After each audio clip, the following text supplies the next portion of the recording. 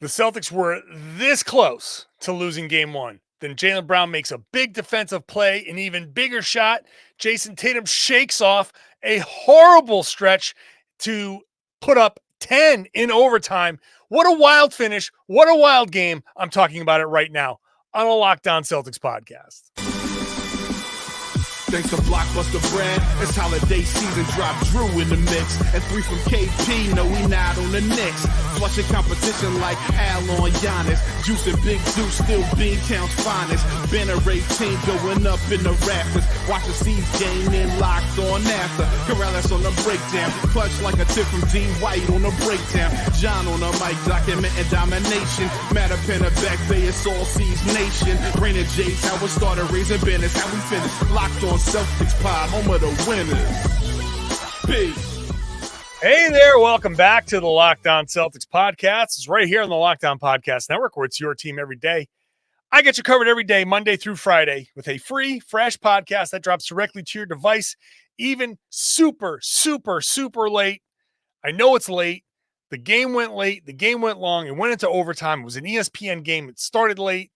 And, oh, man, it's 4:30 in the morning, so I apologize. I'm not saying that to pat myself on the back. I'm just saying I apologize for it being so late. So hopefully it's worth waiting for. Just like it was worth waiting for the Celtics to finally beat the Pacers in game one. I'm John Karalis. If you're new to the show, I used to play a long time ago. Now I'm a beat writer covering the Celtics for Boston Sports Journal. Today's show is brought to you by Game Time. Game Time is going to get you tickets, last-minute tickets. You can get $20 off your first purchase of last-minute tickets with the code LOCKEDONNBA. So go ahead and download the Game Time app today. Whew. I mean, I'm still wired. It's very early, and I'm still very wired from this game because the Celtics had this. It was lost. It was absolutely lost, and the hot takes were boiling on pots all over media newsrooms at the big networks. They were ready. Those debate shows were ready, like hot tar in medieval battle. They were ready to dump those hot takes on everyone. And look, the Celtics were deserving of whatever was going to be said for the most part. They had multiple 12, 10, 13-point leads in this game. And every time it looked like they were ready to maybe take some control of the game, they had asserted themselves. They looked like the better team. They made some mistakes. They did something. The Pacers kept coming back. To their credit, the Pacers did not stop coming at the Celtics, which I said it with Tony East on this show. This is exactly how we thought it was going to go. The Pacers do not die. They do not roll over. They're not going to stop. And they're always capable of putting up a lot of points. They put up 128 points. It's a 133-128 game here. And they had it. They made a ton of shots, a ton of mid-range shots. This wasn't a 3-point barrage. It was a 2-point barrage. And the Celtics just, no matter what they did, everybody was making those shots. Pascal Siakam was making shots. Nembhard was making shots. Everybody was making those shots down the stretch. It looked like Siakam and Nembhard had buried the Celtics. Then the Pacers get a little sloppy. Halliburton dribbles the ball off his foot, completely unforced. It was the worst turnover. That was terrible. But then the Celtics come down, and it looked like it was just like a circus. And Tatum misses a wild fadeaway mid-range shot. And it looked like for a second, it was like less than 10 seconds left, or a little more than 10 seconds left. And it looked like for a second, like he had just given up. If you watch that replay, it looked like there was a half second, and JJ Redick on the broadcast, as I rewatched it, was like, you got to foul. You got to go foul here. Like, he felt that moment too of, wait a second, Boston, it's only still 3 points. So you have an opportunity. And to their credit, the Celtics did not foul all game. The Pacers only took 10 free throws, and they were not in the penalty. That's a crucial little element to that game where the Celtics defending without fouling, or just not defending and not fouling, however you want to look at it. But because they weren't in the penalty, it was an inbound situation, and instead of free throw situation. And because it was an inbound situation, that led to the turnover that Jaylen Brown forced and ended up going off of Siakam out of bounds. And the Celtics had some life. Even then, it was like, look, this is a miracle. There's no way the Celtics are going to be able to pull this out. And yet they did. Great out of bounds play. Jaylen and Derek White, it looked like White was going to be the guy going for the ball. Looked like Jaylen was going to set the pick, and then they flipped it, and it was White setting the pick. So they got Jaylen a look in the corner. He up fakes and freezes Siakam. There's some talk about fouling when you're up 3 at that point. With the ball being out of bounds underneath at the baseline, takes away a lot of what you can do as far as fouling, because everybody's coming towards the ball. And if you feel the foul coming, you can just rise up and shoot the shot. And so Brown up fakes, and Siakam was like, whoa, nope, I can't foul there. So then he goes up to shoot, and Siakam's hands are down. So it's basically an uncontested shot. And still, Jaylen Brown looked like he got fouled on that play. It doesn't matter because they won the game anyway. The last 2-minute report will be interesting to see if he got fouled on that play. We could have avoided the overtime, and maybe this podcast would have been out sooner. But he makes the catch. He makes the shot, an incredible shot. And even into the overtime, the Celtics didn't look great. Jayson Tatum had the absolute worst. If you're not watching me on YouTube right now, I had to hold my head. It was the worst turnover, a complete miscommunication. And for a second there, I thought Derek White got the block, but they call a foul, 3 free throws. And then after that, something clicked in Tatum. He ends up scoring 10 points in the overtime. It's so wild that the winners get to write history, right? That's a famous version of a quote that's been attributed to a bunch of different people, and who knows who said it first. But basically, winners get to write the history.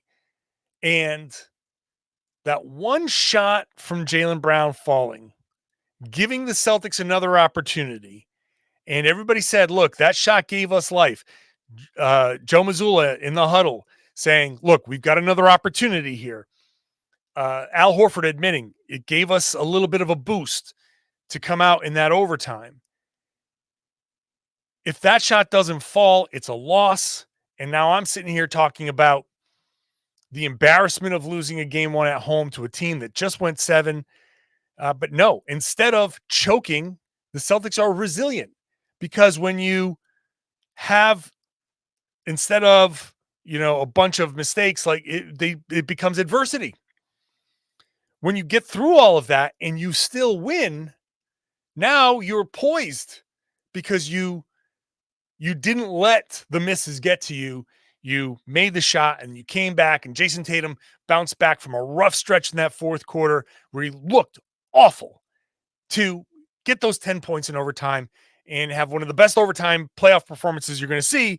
And the final narrative is, wow, okay, Boston made a lot of mistakes. The Pacers made a lot of mistakes, but Boston found a way to win. That's what championship teams do. There's luck. There's a lot of different things involved. You got to find a way to win these games, and the Celtics found a way to win. So that's the biggest takeaway. The Celtics, somehow, some way, they found a way to win. I don't know how they did it sometimes, but they did it, and that's how it goes. Let's get into some of the mistakes and some of the things that they're gonna have to fix heading into game 2 and some more of this game, including Jrue Holiday. What a night from Holiday. We'll talk about that in just a second.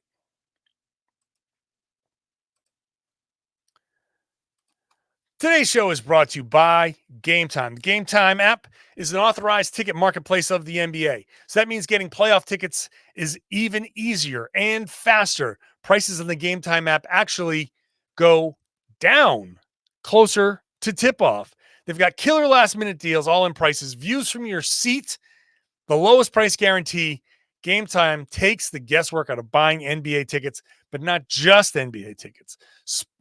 Comedy shows, concerts, theater, whatever is being sold in your area, you can get the last minute deals. You can save up to 60%.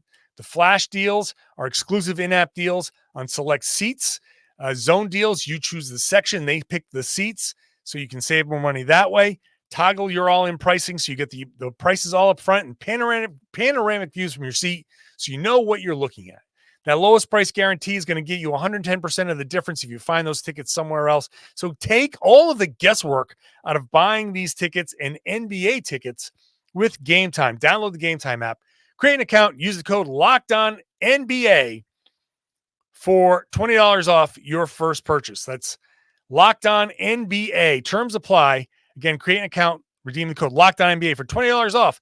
Download Game Time today. Last minute tickets, lowest price guaranteed. Today's show is also brought to you by our friends at Crack Sauce. This is Crack Sauce, CRAIC, at crafthotsauce.com. This is made by a Celtics fan. So let's start with this. Brian is a diehard Celtics fan. He started out with the Celtics in ticket sales when they traded for Pierce and KG. Now he is making these classic craft sauces. It's flavor and heat. So some of them have more heat than others.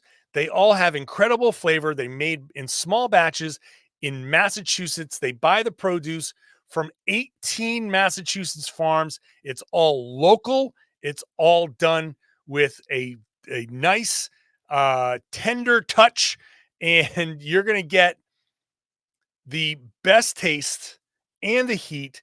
If you're eating something bland from a supermarket, you can add some of this to whatever you're getting. You can add it to the stuff you usually make.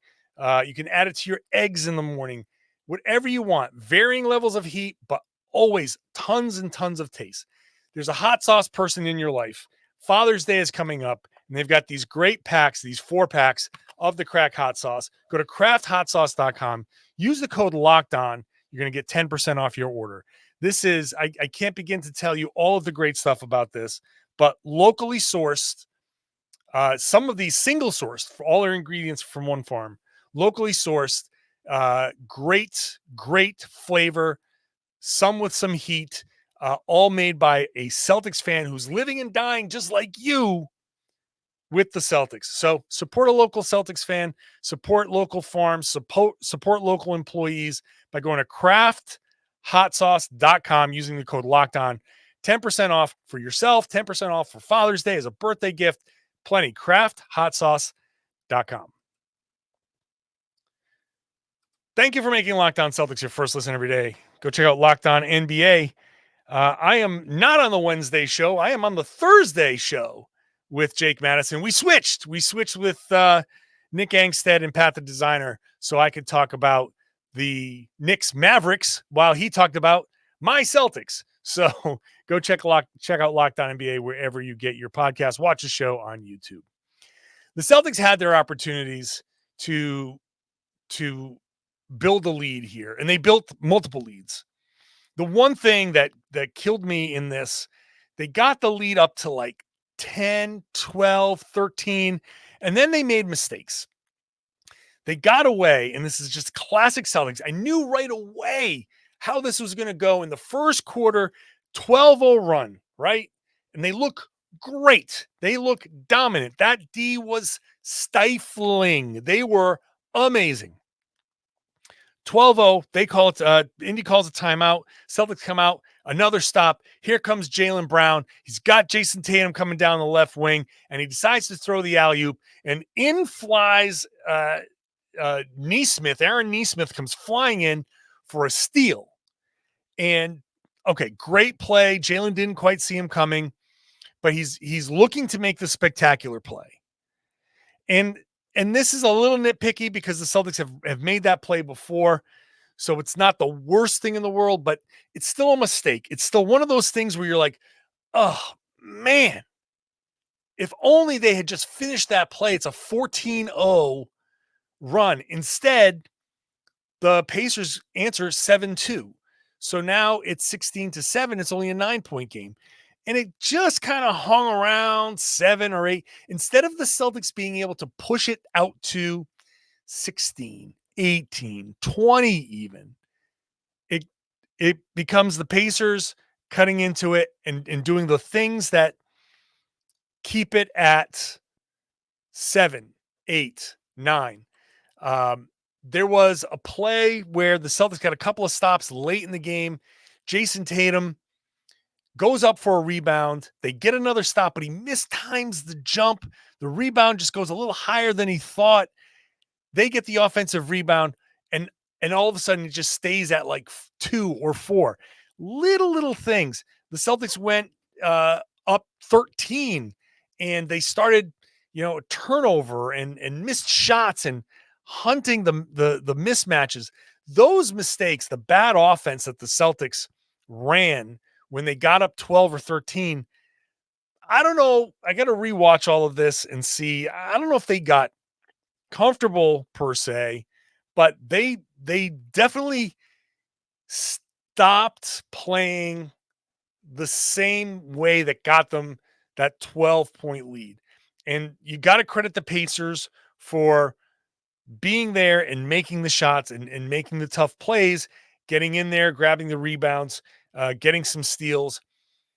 But the Celtics have to, when they're up 12, when they're up 13, 14, especially if the other team's calling a timeout, that has to be a spot where Mazzulla and the point guards, Holiday and White, everybody has to settle the group down. And they have to execute. When you're up 12, that becomes like the most important possession of the game, because to go from up 12 to up 16 or 18, if you can get to that point, the pressure changes. And the Pacers, we saw they play right on the edge of being in control. They dance on the line of being in control. It's trying to contain a lightning bolt. There's so much power and energy on this team that sometimes it just flies out of control. But if you can harness it, boy, those Pacers look good. That offense looks great. But if you can push it a little bit outside of the boundaries, then it can really fly out of control. This is where the Celtics have to execute that offense better, because the Pacers kind of almost want to fly out of control when the opportunity is there. They kind of almost want to do too much. Let them, push them there. A gentle nudge, like a child on a swing. They want it. Just nudge them that way. But they have to do it with their offense. The Celtics have to do it with good execution, good offense. That's what's going to get them to play better defense on the other end, because that pressure on the Pacers is going to lead them down a place they don't want to go. The Pacers turned the ball over 21 times, 5 for Aaron Nesmith. They're going to play Aaron Nesmith a lot, and he played good defense. It may not be a coincidence that He fouled out and Tatum got going in the overtime. But 5 turnovers for him, 4 for Miles Turner, 3 for Halliburton, 3 for Toppin. The Pacers are going to turn the ball over. They are going to foul. So keep putting the pressure on the rim. The Celtics won this game really at plus 15 at the free throw line. So that's a big deal there. Keep putting the pressure on them, but it's got to be through good offense. Okay? The mistakes are I'm not so worried about some of the mistakes if they can just run the good offense.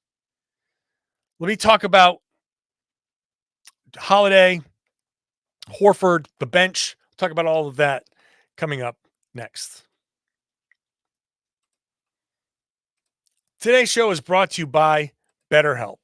I am not shy about talking about my own dealings with depression and how I think therapy can help. It certainly has helped me, and it can help you. And whatever it is, sometimes you just need to talk through some stuff. Sometimes it's a little bit more serious. Sometimes you want to know why you're acting a certain way, and talking through it can be a great help. But finding a therapist is very tough. And I know you're looking around your area, and if you can't find somebody, it's very easy to be like, you know what? I'm okay. I'll be fine. You find a therapist and you don't click with that therapist. You know how hard it was finding that person in the first time. So what BetterHelp does is it's all online. You could do it just like this. I'm looking into a camera talking to you. I could very easily be looking in a camera talking to a therapist right now through BetterHelp. So it's all designed to be convenient, flexible, and suited to my schedule. All you got to do is fill out a brief questionnaire. You get matched with a licensed therapist. You can switch at any time for no additional charge. So there really is no excuse for not taking advantage of therapy done online with licensed therapists. Get stuff off your chest. Go a little deeper if you need to at betterhelp.com/LockedOnNBA. If you go to betterhelp.com/LockedOnNBA, you get 10% off your first month. That's BetterHelp, HELP.com/LockedOnNBA.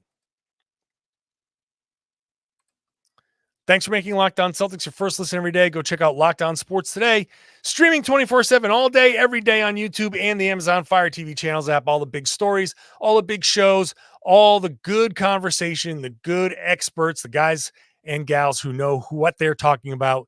So go check it out all day, every day on YouTube and the Amazon Fire TV channels app. How good was Jrue Holiday in this one? 48 minutes and 19 seconds. I asked him after the game, how you feeling? He goes, fine. We had 5 days off. I feel good. And flat out asked him, was the 5 days off what got you through this? He's like, absolutely, 100%. So very important for the Celtics. You won game 1. Keep this going. See if you can get another 5 days off before the next series, because I feel like Mavs and Timberwolves going to go 7. So if you can bounce back from this and play better and win a little bit more easily, maybe you get that extra time. It's what helped Al Horford play 40 minutes in this game and look good, although he didn't shoot particularly great, but I thought Al did a really good job, aggressive, attacking the basket. But Holiday, 10 of 16, 4 of 8 from 3, 4 of 4 from the line, 8 assists, 7 rebounds, 28 points. What a game from him. What a game. Fourth quarter, 4 or 5. He was there when the Celtics needed him on both ends of the floor. And this is what the Celtics are going to need to get past the team like the Pacers. And like you got a good performance out of Tatum, aside from that fourth quarter early overtime stretch. You're like, what is going on? Like, cannot begin to stress how bad he looked and how bad the takes were going to be. He recovered. And now you look at it and you're like, wow, 36 points, 12 rebounds, 4 assists, 3 steals for Tatum, and 10 points in the OT. So Tatum did his job. The numbers bear that out. Jaylen Brown did his job, 26 points for him, 62 points combined for the Jays. Jaylen, 10 for 20, 50% shooting. Got to hit your free throws, though, 5 of 8. but 7 rebounds, 5 assists, 3 steals, and a block for him. Great. Horford didn't shoot well, but 15.6 rebounds. Derek White didn't shoot well, but 15 points, 9 assists, 2 steals, 6 rebounds, a block. Holiday in 48 minutes, 10 of 16, 4 of 8, 4 of 4. Unbelievable numbers. The starters did their jobs. You need more from the bench. Kornet was a +2 somehow. And I think that might have been in the second half a little bit, but he struggled against Miles Turner. Miles Turner was great in the first half. He had 18 at the half. What did he finish with? 23.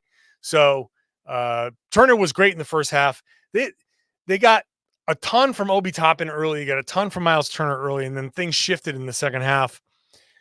Luke Kornet, I think, was part of the problem defensively. Turner was just destroying him. Hauser, not great, and this is going to be a problem.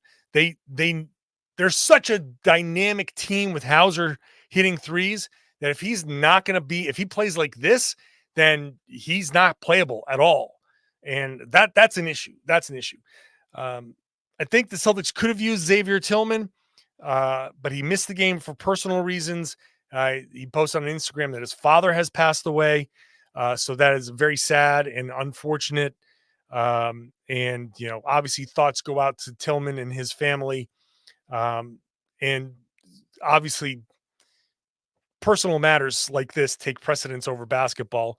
At the same time, I feel like this might have been an opportunity for Tillman to get some minutes. So nothing you can do about that, but still, if whenever he returns, there's a potential role for him because I don't know that Luke Kornet is going to be the guy in that role. Now that role could go to Kristaps Porzingis. Adrian Wojnarowski reporting before the game that he's out for game 2. He likely won't play in game 3, but game 4 is on the table. Game 4 is on the table for Porzingis, and that changes a lot. If he can come back, and we'll talk about more about this tomorrow, but just briefly, if he's on the floor, then the Pacers are stuck defensively, and that's going to be a real issue. He shouldn't come back if he's not 100%, but as I've said in this podcast many, many times, if you're 100%, you're ready to go, you should play. So anything less than 100%, you shouldn't play. So we'll see if he can come back. That would be a real big help, because then you can get some double big lineups out there with Horford and Porzingis for stretches. That changes the dynamic greatly and puts a lot of pressure on both ends for the Pacers. But for now, Kornet's going to have to get some minutes. We'll see when Tillman can come back and see if he can produce. But thank God for Holiday, because he was huge. What a big response from Holiday.